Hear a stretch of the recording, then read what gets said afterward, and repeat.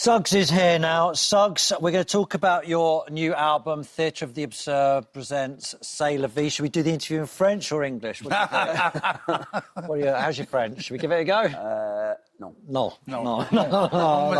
You don't like speaking out loud in French, too? I don't know, no. I've got a bit of a We were talking about that, actually, that thing, when you go to France and you say something, you one phrase in French and they answer you in French, and then... That spoils it, doesn't it? Exactly. And then you say the answer in English, they don't get it, and then you just say it much louder. Or with a slightly French accent. That's the other one. Don't you spend time in Italy? Haven't you got a house in Italy? I do indeed, yeah. Have you learnt Italian? I've learnt a bit of Italian, yeah. But again, you just find yourself just putting an O on the end of everything. Thank you. Tomorrow. But I can speak a little bit, yeah. What was it drew you to Italy? Is it? A friend of mine moved down to Puglia, which is in the south of Italy, a place I've never heard of. And it was just very out of the way, and the house was very cheap. And I like the Mediterranean anyway. And I've had it for 20 years now. I like it very much. How much time do you spend there? I try and get out there in June and September. They're my favourite times. Yeah. July and August gets very hot and very busy. But September's my favourite time, yeah. Depends on what the work, what my work is, but September's normally when I'm not got a lot on. Now, it always makes me very happy when the boys are back together again. Yeah. And, I've followed you from the start. I know I don't look old enough, but I am. And Mascarpone cheese, that's it. Go on. and it's so wonderful to see you, because obviously, like every band, there's ups and downs, but the idea that you're all back together doing a new album, how did it come about? It's wonderful. Well, it's been 7 years, so we're not exactly a fast-moving organism. It didn't help with the lockdown, but funny enough, during the lockdown, we all started writing songs, and by the time we got in the studio, we had 40 songs. Yeah. That's great. So we hired this industrial space in Cricklewood, North London. We just wanted somewhere where we didn't have time constraints of being in a professional studio or the money, basically. Right. So we thought we'd try it out. We were worried about the sound, but we were having to stop while trucks backed into warehouses, beep, beep, beep, beep, while we were recording, and drills going off and all that. But it was great just being able to come and go as we wish. So for about 4 months we were in there recording and writing and messing around. Does it still feel as much fun? Definitely, yeah. Especially after that 2 years of not doing anything. Yeah. And certainly playing live, I think I enjoy it probably more now.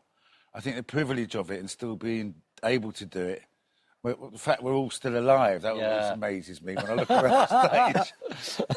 But, when you're young, everything's a bit of a blur, isn't it? But I really appreciate it now, I think in a slightly more resonant way. You say, I read something where you said the first time the band all agreed on this album. Is that agreed in which way? What, the direction or we all had our different views of what was right and wrong about the lockdown and the pandemic, as everyone did. Yeah. We were a bit of a microcosm of society, completely divergent opinions, to the point where we were going to kill each other, but fortunately we couldn't, because we couldn't get together. Right. We weren't allowed to. So we were trying to kill each other on the email. But that's a terrible way of communicating, isn't it? Yeah. But when we got in the recording studio and rehearsing, it always comes together when we're making music. Music is incredibly healing and transcends. That sum of all parts is greater than the small differences, almost. Exactly. Yeah. Well, sit around playing your instruments. Yeah. I know you love it. I remember you coming on the show just after lockdown, and you were saying your missus saying you started singing at people in the bus stops because you wanted to get out there and do it so much. But the rest of the band feel the same way. Do they love being on the stage as well, and being Madness, part of Madness? Very much, yeah, very much. As I say, almost instantaneously, we were in the same room together. Not to compare, but we'd watched that Beatles film, which was Get Back, about the last album. And that was very, very inspiring, because there was that whole thing where they weren't supposed to be getting on. And in fact, once they sat playing together... Brilliant. Yeah, wasn't it? Yeah. And they all loved it still. And so we set up like that in a circle, pretending we were the Beatles for going. I've got one, it's called Taxman. Get back! Get back! All right, and just before we show a clip of one of the songs, tell us about the Theatre of the Absurd presents, because you're doing an acts, aren't you? How does this work? Well, I wrote a song called Theatre of the Absurd, and then, which was just about, I imagine being locked in this theatre for the whole duration. But then I was reading about the theatre of the absurd was a sort of movement in the 20s and 30s to reality, like Samuel Beckett and all that. But there was actually a French theatre act that wrote plays in gobbledygook because they were just going, no one can communicate with each other anymore. And I thought that was quite apposite for the times we were going through. And then Mike, our keyboard player, didn't agree and wanted to call it C'est la vie.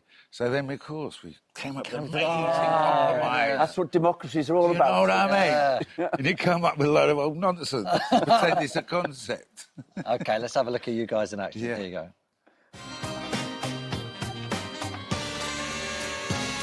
Oh, life begins at 5 to 8. No time to waste, it will not wait. A lay-in that was yesterday. Up and atom into the fray. There'll be no time to catch your breath. The enemy of life is dead. So sweep the hallway, mop the wall. Your destiny is about to call.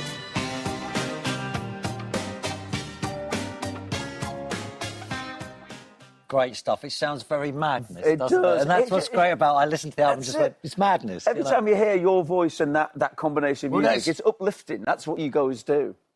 You know, I mean, we've been talking about ourselves over the years. You know, if you come in with a calypso song or a jazz song, unfortunately, it's going to end up sounding like madness, no matter how different you wanted it to sound. But that's because of the keyboard player, sax player, and me, and of course all the different members of the band. Yeah. It But gets the madness. The band would sound better with Helen Mirren singing. Oh, it would be amazing if Helen... I mean, that would be incredible, Tim. I think this is what it might sound like. I think it might sound like this. Let's listen. What, as if? Life begins at 5 to 8. No time to waste, it will not wait. A lay-in that was yesterday, up and at 'em, into the fray. There'll be no time to catch your breath. The enemy of life is death. So sweep the hallway, mop the hall. Your destiny's about to call. How did you get her to do that? Well, I'm glad you asked me earlier because we were talking about my house in Italy. Yeah. And one of the great ironies is she's my next door neighbour. Oh, amazing. She's living at the end of my road. And my abiding memory of meeting her was someone said, you know, invite her out for lunch. I'm sure she'd love to meet another English person. I had a lot of friends at a restaurant on the beach, and I said, look, no one freak out, but the Queen's about to come round the corner, all right? Two of my friends fell off their chairs when they saw Helen Mirren coming down the road. But she's a very charming person, down to earth is such a cliche, but she really is. Yeah. Yeah, she's very nice. And Now, very kindly did that for us. Yeah. We understand, Suggs, you're going to be leaving the show a little bit early today because Yeah. you're off to sell merch in Camden Market. Is this true? This is where it's come to. Life goes full circle. Who's going to sell the merch? Salt Straw. Suggs is doing it. He's doing dodgy T-shirts of his own band. Bootlegs from his own band. Are you? Yeah, well, apparently I wasn't supposed to mention that the album's #1 because it isn't. It's like a prediction. Right, okay. I'm going down to Camden Market to try and ensure that it is #1 Right, by okay. the end of the week. Right, okay. Yeah. If it kills me. Yeah.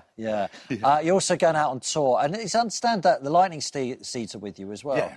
Ian Brody's on the show That's next sweet, week. yeah. That's going to be such a great gig. I mean, the amount of hits from both of you lot is just incredible. I mean, you've had No, we many- played with them before. I sort of feel a bit sorry for the audience sometimes because, you know, you're getting sort of 2.5 hours. Yeah, Can't sing-along. miss Yeah, a yeah. single song. Yeah. No, they're a great band to have on the road with us. Yeah, we love them. And as you say, just hit after hit, yeah. So how long are you touring for? You're doing the whole I country? think about 2 weeks, yeah. We start on the 30th of next month, this month. And I should get these numbers right. I've been doing it for 2 weeks. Anyway, in Aberdeen on the 30th.